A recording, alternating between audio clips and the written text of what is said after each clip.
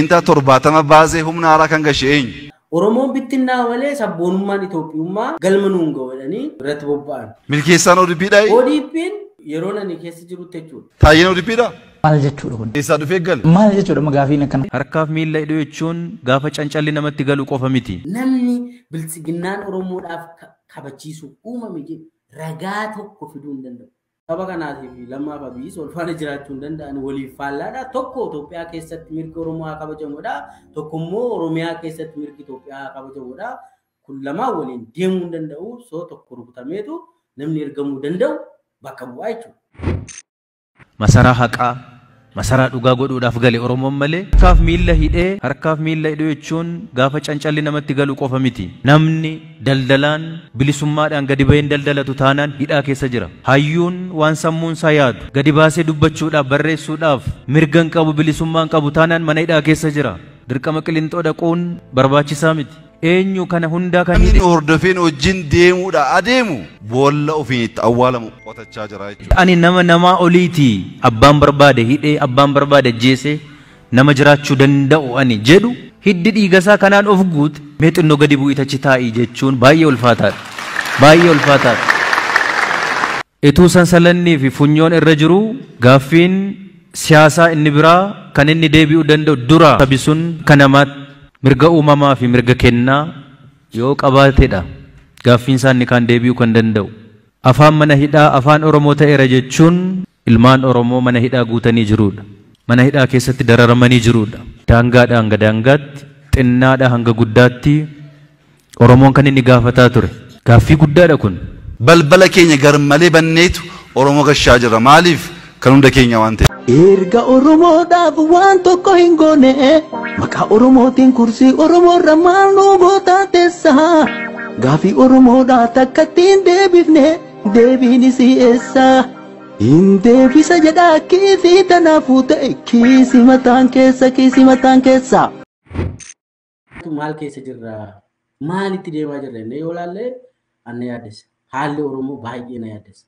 Haala ammaa kanaan mirgi abbootii gadaa akkamittiin akkas ta'a? Baruma Haayile Sillaasee gaditti bulaa Oromoo? Baruma Dargiidhaa gaditti bulaa Oromoo nama biraallee haafu? Wayyaanee jedhamu suni abbootii gadaa rashaneera.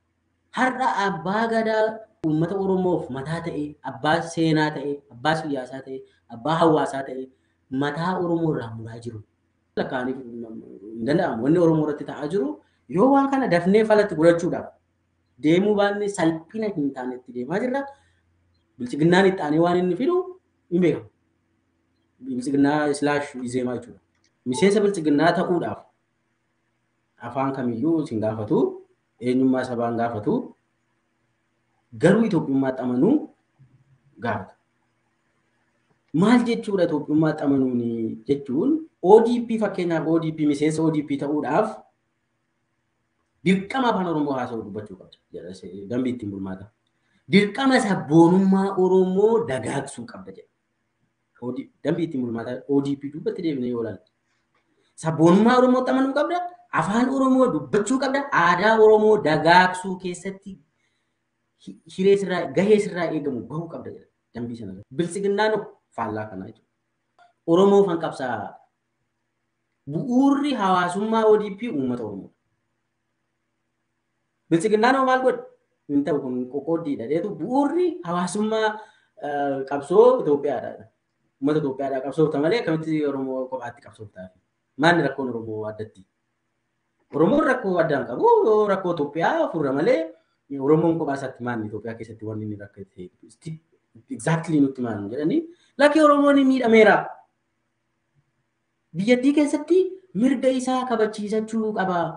Isaaf immoo akka Oromootti ijaarameetu biyya Itoophiyaa keessatti immoo hiree isaa onni godhata malee lakkii wanni akka kanaan hojjetu yoo qabsoofne Itoophiyaadhaa qabsoofnaa jedhan. Itoophiyaadhaa qabsooftaa okay. Maal jechuudha Itoophiyaadhaa qabsooftaa? Maal ta'e Itoophiyaa? Eenyutu maal ta'e? Kana jechuun Oromoo mirga argatu tokko hin qabu, of ijaaruus hin danda'u, manas hin qabu, malas hin qabu jedhameetu bu'uura hawaasummaa qabsoo ODP'n gaggeessu fuudhamee cicceessamu. Bilchiginnaan Itoophiyaaf qabsaa, ODP'n Oromoof qabsaa ture.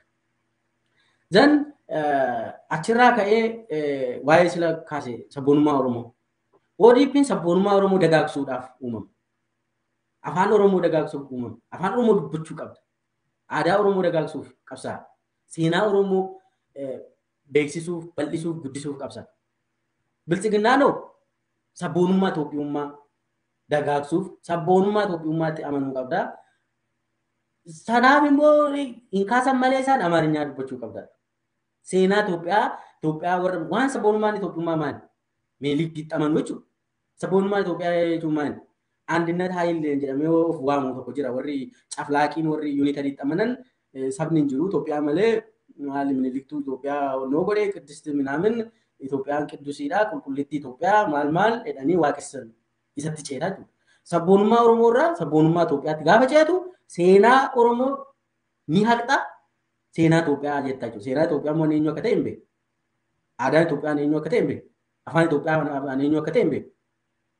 Eenyummaan Itoophiyummaa sun jedhamu sun eenyu akka ta'e uummanni Oromoo hin beeku. So Oromoo naashinaalizimii yookaan sabboonummaa Oromoo irraa Itoophiyaa naashinaalizimiitti ce'ee jechuudha bilchiginnaan. Sabboonummaan Oromoo an ODP ture.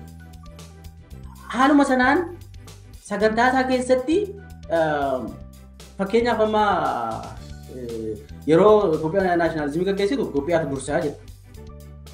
Yeroo Oromoo naashinaalizimii gaggeessitu Oromummaa koo dursaa jedha.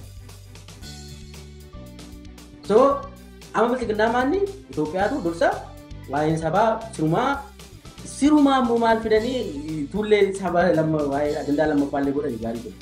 Sirumaan saba qoodnee bittinneessinu malee Itoophiyummaan hin dagaa godhaniitti ce'an. For that matter aktiivistootas maqaa dhoofte silaa aktiivistoonni sadarkaa naannootti ijaaraman sadarkaa federaalaa INSA jalatti ijaaramanii jiran ministeera teekinooloojii jalatti waajjira dhaabaa giddu galeessaa kan Oromiyaa irratti kan federaalaa jala iddoo garaagaraatti ijaaramanii jiran Oromoo irra bobba'uudhaan warri Oromoo qooduudhaan kaan Wallagga arrabsaa oolu, kaan Shawaa arrabsaa oolu, kaan Arsii arrabsaa oolu, kaan Islaama arrabsa, kaan Kiristaana leellisee yookaan Kiristaana arrabsa, kaan Waaqeffataa arrabsa, kaan Prootestaantii irratti olola gaggeessa. Maaliif kana godhuu bittimsuu qabna? Yoo bakki kun yoo wal nyaateedha Itoophiyaatti ol guddata namni. Itoophiyummaan guddata jedhanii aktivistoota sana maqaadhaan nan beeka. Baay'ee achuman ture waan ta'eef wal beekna. Akkaataa ittiin Oromoon akka keessatti Oromoo irratti xiyyeeffatanii akkamitti akka isaan Oromoon bittinnaa malee sabboonummaan Itoophiyummaa galma nuun ga'u jedhanii wanni kana irratti bobba'an. Sabummaan illee sadarkaa lammaffaan kennineef siin jechuudha. Balleessuudhuma qabnaa sabummaan jedhu sanatti ce'an jechuudha. Itoophiyummaa dursuu qofatu hin taane sabummaa balleessuu qabnaatti ce'an. ODP'n yeroo inni keessa jirutti jechuudha. Saanuu viidiyoo duraa hin beeku. ODP'n Oromummaa irratti hundoofnee duudhaa Oromoo fakkeenyaaf loogoo ODP yaadattu yoo ta'e alaabaa Abbaa Gadaa yeroo biriifilii ji'a 9 turte wanni sun. Amma sadarkaa Itoophiyaatti waan madda mareedhanii Itoophiyaan kan isheen dhufte iyyuu tagaabdanaal, tawaalladuu kanatu biyya qabachuu qaba. Isaan kanatu muudamuu qaba jedhanii ministeerri deetaa pirezidaantii jara kana qofatu godhachuun I don't know biyya sanaa balaa hamaatti keessa jechuudha. So bilchiginnaan kan isheen godhaa jirtu kana wanni guddaa nuti achi keessa baaneefu pilaatfoormiin irratti mari'annee waa'ee Oromoo murteessinee ejjennoo qabannee bilchiginnaa keessatti tarkaanfachiisnu hin jiru. Waan hin jirreef an Oromoodhaaf qabsaa'uun naqe waan ta'eef maal godhuudhaan achi keessa taa'an. Kanaaf sobadha jechuudha. Irra beeraawee federaalizimiin jedhamu poolitikaa sanyii irratti hundaa'e makaa yoo ta'uu baatte balaa hamaa keessa jirta jechuudha. An namni eenyurraa fuudhu wallaa fuudhu sun dhimma dhuunfaati. An mormii hin qabu. Garuu bu'uura siyaasaa ta'ee kan inni ittiin hacuucamu ta'uu qabu. Kan inni ittiin har'aas ta'ee haati manaa kee saba biraa ta'uu qabde ittiin yakkamu ta'uu qabu. Wanni Itoophiyaa keessatti ta'u garuu yeroo biraa diteelitti deemuu dandeenya. Tokko lamaan waan raawwataa jiru laaluu barbaachisaa ta'e. As deebinee kanaaf bilchiginnaa maal godhee mirga Oromoon Itoophiyaa keessaa argachuu qabduuf kan falmaa ture ODP erga diigee booda mirga Itoophiyaan Oromoo keessaa argachuu qabdu, Oromiyaa keessaa argachuu qabdu lafa qabsiisutti deebi'ee jiru. Garaagarummaa qaba. Bilchiginnaan kan isheen qabsooftuufi mirga Itoophiyaan Oromiyaa irraa Oromoo keessaa qabduuf. ODP'n garuu gaafa nu kee turre mirga Oromoon Itoophiyaa keessaa qabu sana galmaan ga'utu. Gaafa Abiyyi dhaqeeti muummicha ministeeraa ta'e lammaati immoo Oromiyaa qabii jedhamee irratti walii galamu sabboonummaan Oromoo motora qabsoo keenyaati gaafa jedhamu Itoophiyummaa jedhamu kana redefine goonaadha. Eenyummaa Oromoo, eenyummaa sabaaf sablammii irratti seenaa Oromoo, duudhaa Oromoo irratti hundoofnee Itoophiyaa jedhamu kana hiikasaa seenaasaa waan amma Minilik Mintis yoodhaniittiin biyya jeeqan miti. Kan faarfamuu qabu qabsaa'ota dhugaatu Itoophiyaa irratti silaa qabsaa faarfamuu qaba jennee kan dura walii galle diiganii sababa kanaatiif lammaaf Abiyyiis wal faana jiraachuu hin danda'an waliif faallaadha. Tokko Itoophiyaa keessatti mirgi Oromoo kabajamudha. Tokko immoo Oromiyaa keessatti mirgi Itoophiyaa kabajamudha. Kun lamaa waliin deemuu hin danda'u. So tokko rukutameetu namni ergamuu danda'u bakka bu'aa jechuudha. Wanni ta'e wanna garaa addaa miti. So namoonni Oromiyaa keessatti namni maaliif dhumaa? Oromoon keessaa irratti maa qalamaa? Oromoon keessaa irratti abbaaf ilmaan kanarra ta'aa jiru. Mana hidhaadhaa gadi yaasamee kan waggaa 3 darban kana ta'a. Rashanamuu gara jabeenyaan Oromoo keessaa irratti yoomiyan inni qalame. Bara kamidha Oromoo keessaa irratti kan inni akkas ta'e. Yoo gaafa weerara Minilik waggaa 100 dura yoo ta'e malee takkaa Oromoon qe'ee ofii irratti weeraramee hin beeku. Qe'ee ofii irratti at least akka kana ta'e hin beeku. Bara wayyaanee namni du'u malaa hin du'u asii garuu akkaataa kanaan hin turre. Bara dargii illee akkas hin turre. Bara Haile Sillaasee illee kanan ture. Bara Haile Sillaasee bara dargii abbootiin gadaa Booranarraa bara waamamaniitu beeza mangistiitti adaraa narratti onni jedhinaati waan barbaadan affeerraan godhamee fi jireenya keessan onni godhadhaa jedhamaniitu sodaatamanii bara Haile Sillaasee bara dargii sodaatamanii abbootiin gadaa bakka keessan irratti kabajamaa jedhamanii jiraataa ture. Hirra shanamne abbootiin gadaa.